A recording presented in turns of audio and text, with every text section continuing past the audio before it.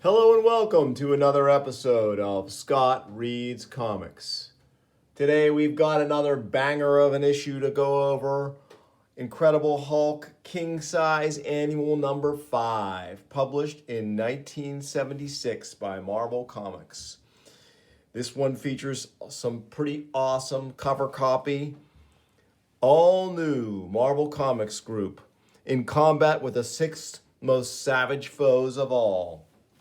Groot, Master of Plants, Zemu, the Living Titan, the electrifying Blip, Diablo, monster from Dimension X, the creature called Goom, and Taboo, the Terrible. This looks like a Kirby cover, probably after his recent return from DC, likely laid out by Marie Severin. Very awesome with some of this issue basically features the classic Marvel monsters prior to their superhero titles. They published some monster books, and these 6 really cool, visually stunning characters all appeared in those books. So let's check out our creative crew for this issue. Chris Claremont script, Sal Buscema and Jack Abel artists, Len Wein, plotter and editor, Joe Rosen letterer, Glynis Wein colorist. And 6 shall crush the Hulk. Fort Carson, Colorado, headquarters of the famed 3rd Armored Division, spearhead outfit of the new Action Army, the army that wants to join you.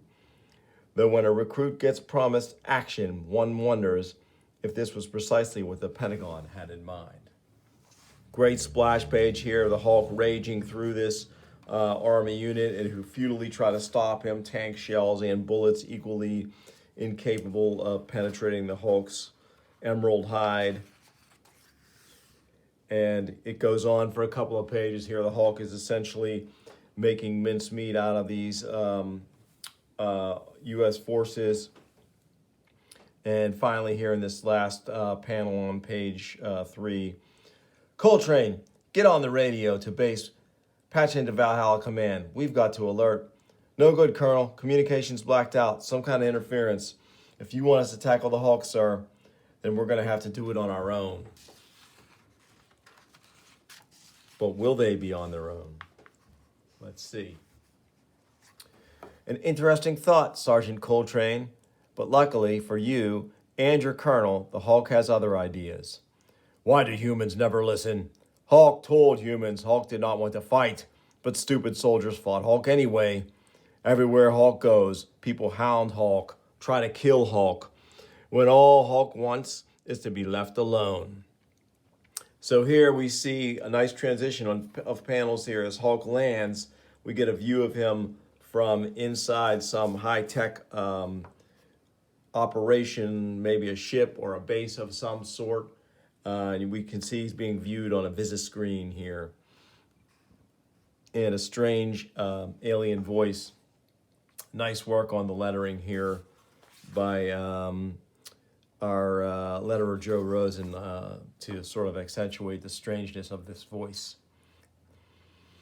He has come to me at last, exactly as I planned. My oldest, bitterest foe, dropping, as the saying goes, into my backyard. And dropping in alone, just when my ultimate weapon is ready to be tested. Months of research have revealed that years ago, the Earth was visited by alien beings, creatures of phenomenal power and abilities. But the United States government has kept the existence of those extraterrestrial visitations top secret. It was a simple matter for me to duplicate the deadliest of those aliens and contain them in my gamma teleport chambers. All I have to do now is throw this switch, and the first of my new myriad monsters will be unleashed against an unsuspecting Hulk. And throw that switch I shall. After all, why put off until tomorrow a murder you can guarantee today? So great device here. A lot of times when we have one of these issues where the Hulk is fighting a bunch of foes, and it happens before the publication of this annual, and it happens many times after, it's the Hulk hallucinating, sometimes with the effects of Bruce Banner, like forcing the hallucinations. It happens in the Immortal Hulk 314 when Barnes starts his too brief run on the title. And it's happened a number of times before and after that. So Hulk is fighting illusions, essentially. Well, here, these monsters or aliens are actual physical manifestations created or recreated by this mysterious individual in this ship or base. So we'll get to the bottom of that as we move along. Scene shift here. We got some fishermen enjoying a day out, and suddenly the Hulk shows up. Great panel here showing how they first see him as a reflection in the pond they're fishing in. And they get out of there pretty quickly. But then suddenly the first of the Hulk's extraterrestrial assailants arrives. But what is Hulk supposed to do with stupid pole? Hulk wants to catch fish, but Hulk doesn't know how. Worry not about your hunger, Earth mite. Worry instead about your life. Huh? Who speaks to Hulk? Awesome. What a great full-page intro to our first foe for the Hulk in this annual, Diablo. So this is going to happen through each of these foes. They're going to get their own full-page spread as we transition from foe to foe. And really tremendous work by our art team of Sal Buscema and Jack Abel. I really like Jack Abel on Sal's pencils on this issue. I liked Jack on Herb in the Hulk series previous to when Sal took over, and I like him just as much here on Sal. Where there's smoke, there's Diablo, Chapter 2. Behold, mortal, the being who will destroy you. Behold, the demon from the fifth dimension. Behold, Diablo. So one of the things this allows Marvel to do, too, is bring these characters back so they can reassert their copyrights on them, because they will have used them in publication since probably the 60s, the first time since the 60s. So clever way to do that and tell a cool story. So Hulk goes right at him. If Smoke Thing wants to smash Hulk, then Hulk will smash him first. Huh? Hulk's fist goes right through Smoke Thing, like Hulk was hitting air. Having trouble, mortal? Surely Diablo is too big a target for even you to miss. Try again, Hulk. I will not go away. So Hulk can't punch Diablo, but Diablo can surely punch the Hulk. And he does here. Great action panel of him slugging the Hulk back. You are helpless against me, cretin, for Diablo is absolute master of his molecular density. 1 second I can be as ephemeral as the morning mist, and the next strike with the force of a nuclear bomb. So here he's trying to smother the Hulk. Great shot of him enveloping him into his body, and he completely covers the Hulk. But the Hulk is a canny and clever battler, and while he may be childlike in intelligence when it comes to a fight, he is incredibly resourceful. Tunnels his way out from underneath Diablo's suffocation, comes up behind him, and says, "Stop calling Hulk an Earthling, Smoke Thing. Hulk is not an Earthling. Hulk is Hulk, and Hulk will never be beaten. By the Black Nebula, that wind, I must stop him before he realizes that what he is doing to me." But Hulk already knows, Smoke Thing. Hulk made a little wind with Hulk's mouth, and Smoke Thing was afraid. So here we go. Hulk is going to do the ultimate, one of the ultimate super strong character maneuvers. He's going to create the shockwaves of force with his hands. Who says Hulk will fight with fists? Agon Star, the impact, the wind, forces, it's tearing me apart. Then Hulk will do it again and again. Hulk does not care. Bam! So when the wind dies, there's nothing left. Not a tree, a rock, a blade of grass, a puff of smoke. Everything above ground level has been scoured clean by a blast of air so powerful that it puts the fiercest hurricanes in history to shame. So Hulk is an elemental force in every issue. Let's see what's next here. So he wanders on. But the Hulk couldn't care less about that. All that interests him is Diablo, for the smoke demon is gone. Hulk hopes Smoke Thing is gone for good. So he continues to be observed. I'm afraid not, Emerald One. All your quest will bring you is another fight and perhaps another victory. But in the end, it is I who'll be victorious, and you who'll be dead. Then, after your fellow defenders, and then after you, your fellow defenders. And once they are out of the way, this world and its people are mine for the taking. So we're starting to get a hint about who this might be. If you know the history of the Hulk, I'm starting to develop an idea of who this mysterious foe is. So we have another incredible full-page intro to our next fearsome and monstrous Hulk foe, Chapter 3, And Taboo Shall Triumph. I am Taboo. I am a warrior, a small mammal, and I shall destroy you. Mudface talks slow, like he thinks Hulk is too stupid to understand his words. Well, Hulk is not stupid, Mudface, and Hulk will never be destroyed. There's just a knockout page here from Sal and Jack. Totally amazing. Love the texture on this Taboo figure.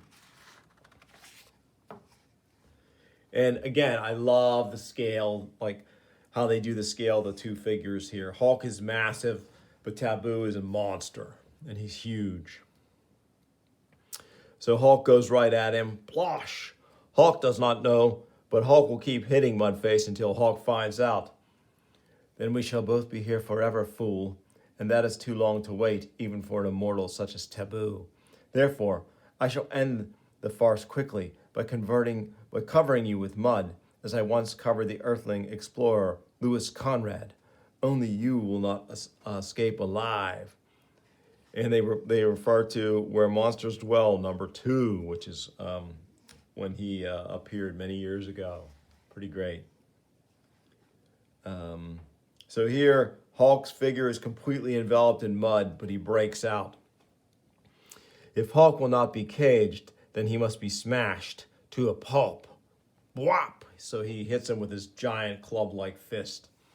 Hulk does not understand. Hulk cannot smash Mudface, yet Mudface can smash back at Hulk. But if Mudface thinks that will make Hulk give up, Mudface is wrong. So again, Hulk gets creative in this fight and starts hitting Taboo with massive amounts of water. Do not laugh at Mudface. Do not laugh at Hulk, Mudface. If Hulk cannot smash Mudface with fists or water, then Hulk will find something else, because Mudface has made Hulk mad, and Hulk will not rest until Mudface is smashed for good. By the great Earth Spirit, your blow has opened up a crack in the riverbed, created a whirlpool. You called it, Taboo, baby. Love this Claremont script here. So the whirlpool is basically sucking Taboo down, and he asks Hulk for help, and Hulk basically says, no, I'm out of here. So he walks off. Hulk will find somewhere to rest, and then Hulk will leave. Meanwhile, the military is still looking for Hulk. But Hulk is about to discover yet another foe. And we can see some tree limbs grasping at him here, so we have a good idea of who is to come. Hulk will not be beaten by crazy trees. Hulk will break free and be silent. Huh? You rail in vain at this much-abused forest seedling, for it is not the forest that seeks your demise. It is Groot, the monster from Planet X. So Chapter 4 features Groot in a much different form than we would see him later on in the famous Guardians of the Galaxy series, and prior to that in Annihilation. But nonetheless, a more classic depiction of Groot. You have trounced my companions, man brute, but you will find me a far more difficult foe. So here, Hulk begins to slug it out with Groot. It's a pretty cool multi-page slugfest we have going here. Bah! If soldiers cannot hold Hulk, what makes Talking Tree think Forrest can do better? Hulk still does not want to fight, but Hulk is tired of being hounded, tired of being caged.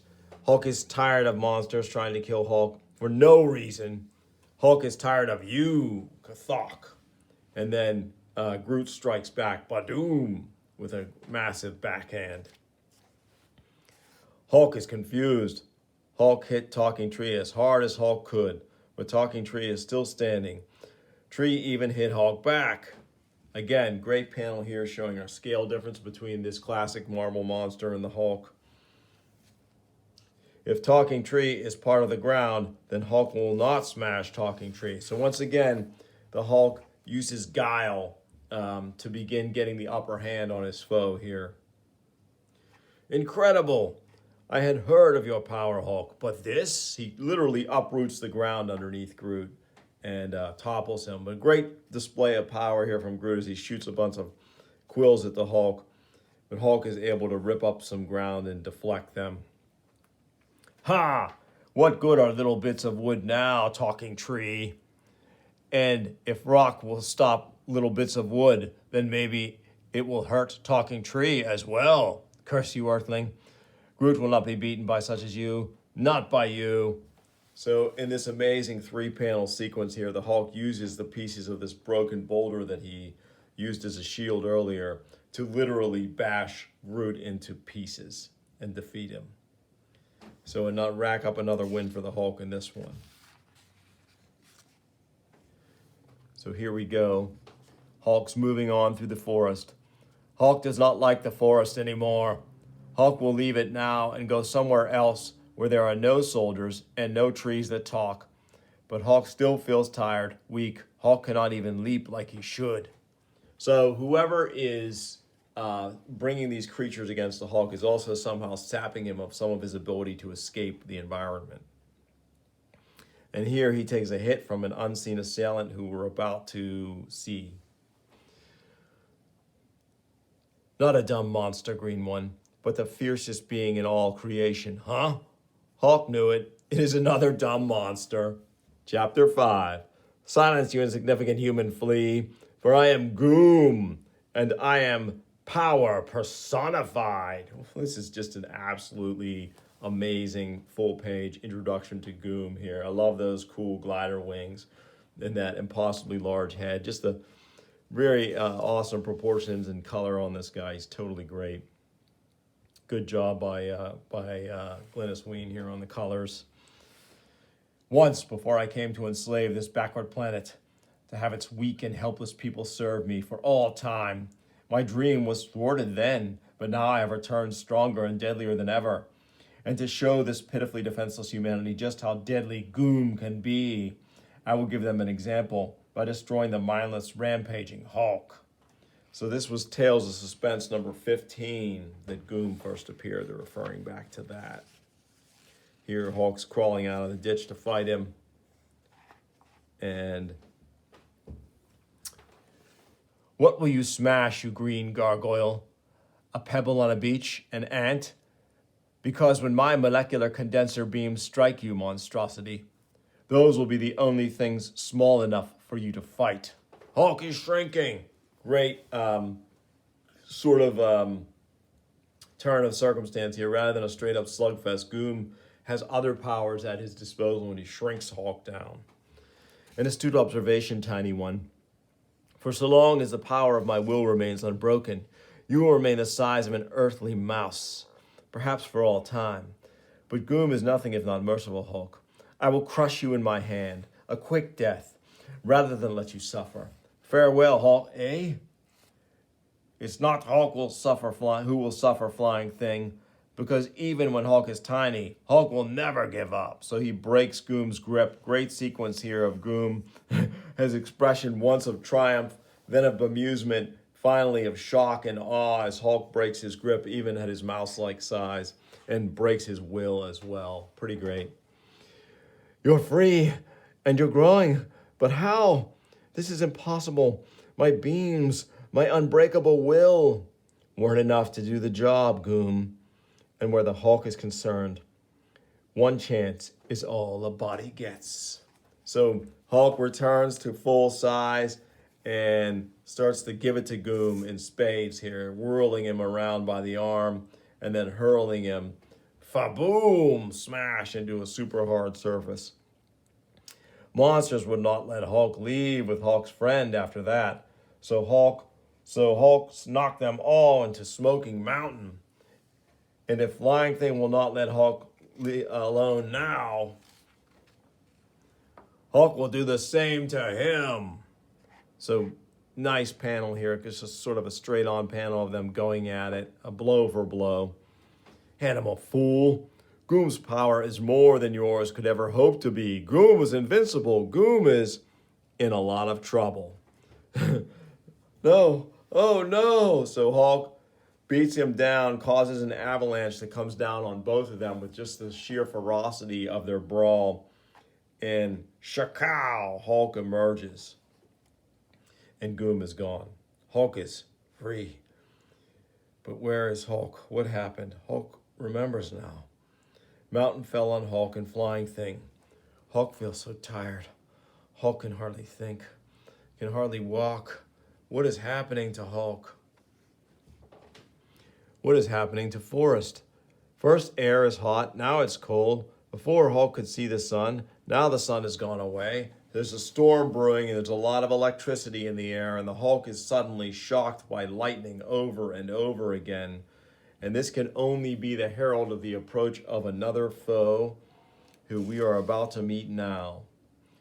Hulk does not like this place. Hulk will leave. No, Organic One, you will not. Chapter 6, Beware the Blip. Once more, the Blip finds himself trapped on this barbaric backwash world. I have seen how you reacted to those others beings, Hulk, and I have found you as full of hate and violence as the rest of mankind. Therefore, you will receive the fate originally intended for them, death. Again, what an incredible full-page introduction of another of these amazing monsters. Hulk cares nothing for names, Crackle Voice, but Hulk knows you. You are someone Hulk has fought before. You are the glowing monster whose touch burned Hulk. You are Zax. Well, this is awkward, folks, because indeed, while to the Hulk's limited perception and memory, this might appear to be Zax, this is actually Blip. So it's a little bit awkward here that he is calling him someone else. You talk like one demented creature. The Blip never saw you before, and when this battle is done, I will never see you again. So Blip takes it rather well. He doesn't take offense at it. He's going to kill the Hulk either way. Crackle Voice hits Hulk with fire, and fire burns just like when Hulk fought him last time. Stop burning, Hulk, Crackle Voice. So Hulk is convinced that this is still Zax. Pretty awesome. And here there's a little funny editor's note. Hulk's got it wrong, of course, but he fought the real Zax back in Hulk 166 and 183. Blip originally appeared in Fear #2, if you're keeping score at home. Incredible. Those blasts would have incinerated a city, yet the Hulk merely shrugs them off. He even seeks to strike me. Great shot of Hulk being electrocuted here by his contact with Blip. But he continues to go at him, and this last panel on page 37 is pretty awesome. Hulk's hair literally standing on end. This is such a classic Sal face here, and Jack Abel delineates it so well with his finishes. So long as Hulk holds on to Crackle Voice, Hulk can fight him. And he actually lifts Blip up. Hulk can beat. If Crackle Voice is really made of electricity like he said, then Hulk will send Crackle Voice to little wires where electricity lives. So once again, Hulk proving himself a canny battler. He throws Blip into some high-tension wires, which zaps him out of existence. But Hulk has succumbed to all the battling and weakness. Crackle Voice is gone, as if he had never been here. Hulk can now, so tired, feel so tired, want to sleep. The Hulk never sees the ground he hits, nor is he aware of that same ground enfolding him, lifting him, and bearing him silently away. Not the commonest of sights, one must admit, and thus a sight that does not go unnoticed. So the military witnesses Hulk's abduction. But where has he been abducted to?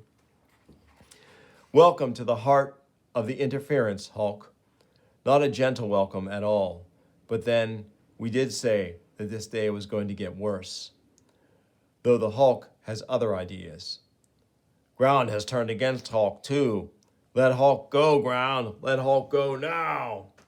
Nothing about you has changed, I see, man brute. You are still as belligerent as ever.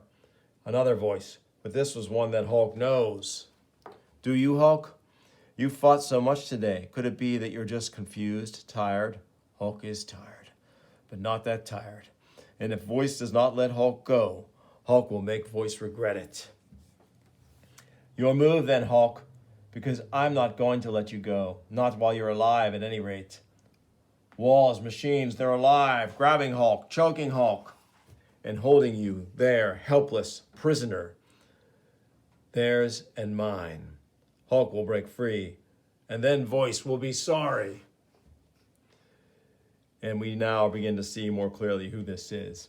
Given the time, I'm quite sure you would, old enemy, but I'm not going to give you that time. I'm going to succeed where my constructs failed. I am going to kill you, Hulk. You, White Thing. And we have our final full-page reveal of the issue, and it is a Titan shall slay him. So it's Zemu the Titan who's been behind this the whole time. Love the visual on this guy. So cool. Such a massive, intimidating physical force, but also has these powerful psychic abilities. And fought Hulk before, as we'll see. I'm flattered, Hulk. I didn't think your brutish memory went back that far. To one who almost destroyed the Defenders and stole the world. To Zemo, the living Titan. White Thing does not scare Hulk. And Hulk does not need magician to help Hulk smash White Thing. In this case, to the last time the Titan and the Hulk met, Defenders number 12. So yeah, Zemu is back and behind this whole thing. Oh no? If you're so strong, then what holds you prisoner? Surely not those puny manacles. Or could it be that you're not so strong anymore? That those monsters you fought each siphoned off some of your strength, each battle leaving you weaker than the one before, until by now the once mighty Hulk has no more strength than one puny human being. But Zemu, on the other hand, possesses the mental and physical power of a true Titan. See, hated one, where my mento blast lashes out at the shackles that hold you. See where those self-same shackles slowly, surely begin to choke the very life from your body, while you stand helpless to prevent it. And with your death, Hulk, there will be none to bar my final victory. Nice dream, Fuzzy, but it's too bad you never heard the old adage about counting chickens before they're hatched, or holding your victory dance before the war's over. What in the 7 galaxies? My fortress shaking. But how could this be? Unless I have been discovered, but that's impossible. My mental powers sealed off communications in this area, even blocking the Hulk from telepathically contacting Dr. Strange. You know, there's another saying, Titan, the one about the madder the Hulk gets, the stronger he gets.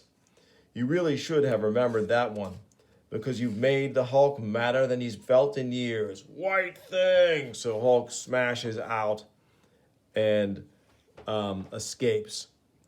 Trigon's bones. The man brute is free. Hulk is not tired anymore, White Thing. Hulk is mad. Hulk is mad at you. You're not, you know, Cretin. For only a fool battles 2 foes at once, and Zemu has never played the fool. Farewell, Hulk. When my other foe, whoever he is, destroys this complex, I only hope that you're inside to see it happen. White Thing thinks he can escape Hulk by flying away in Big Bubble, but White Thing is wrong, so Hulk grabs on. Persistent fool, does this mean you've learned to breathe underwater? My atmosphere will keep me safe, Hulk, but what will protect you? White Thing must think Hulk can be tricked into opening Hulk's mouth, but Hulk will not do Why should Hulk? Hulk does not want to let the water in. Hulk will wait until Hulk finds the air, so Hulk can hold his breath a long time. And we can see here that the military was blasting down into there, dropping depth charges because they saw Hulk being abducted into that area. And here comes Zemu's bubble. So ironically here, the military bails the Hulk out. Nice twist by Claremont and Ween here on the story. Colonel, it's the Hulk. I can see that, Coltrane, but what in blazes is that thing with him? Still with me, Hulk? Very well. I'll see if you even can survive the vacuum of outer space. Hulk is not going to space. Hulk is going to the ground. So he smashes the bubble. A mere fall cannot harm the living Titan, Hulk. My mental powers will slow my descent. And though this battle has drained me some, I am fresh, still at the peak of my strength, while you are weary, fighting with the last dregs of yours. You cannot win, Hulk. So here the two begin to face off in combat. Words, brute, mere words. They mean nothing compared to the world-shaking power of Zemu's mento blasts. And yet, despite all the blasts, the Hulk keeps coming. He might even have reached Zemu, had a certain charge not reached a certain depth, right over a certain hidden lab, and then exploded. Good Lord, the blast cracked the dam face. Everybody off the dam, now. All of you, run for your lives. The dam's going to give way. No, White Thing. Let go of my arm, cretin. The dam. Hulk will keep you here until the fight is over, and Hulk has beaten you for the last time. So awesome shot here, a panel of the dam actually exploding and sweeping the figures of Hulk and Zemu away. Love how they're just, you can just make them out here in the rush of water, the torrent. And another panel here showing the outcome of the burst dam. As for the Hulk, tell HQ I don't think he survived. Nothing living could have survived that. But we know better. After an hour or so, the flood crests and the water begins to recede, leaving the land in its wake, battered, desolate. But even in this madcap mess, some things do survive. Air! Hulk has found air again. Hulk can breathe. But where is White Thing? Hulk lost sight of him in the water. Hulk wants to finish fight for good. White Thing is not here. Only Hulk survived this angry water. So when White Thing said he was stronger than Hulk, White Thing lied. Hulk is the strongest one there is. So great way to finish as Hulk, once again alone, leaps away into the distance. And that completes our read-through of one of my favorite Hulk annuals, Hulk Annual number 5. I hope you enjoyed it as much as I did. If you did, please like and subscribe, tell a friend, comment as well. I'd love to hear your thoughts on this issue. And I'll see you soon on another episode of Scott Reads Comics. Thanks for watching.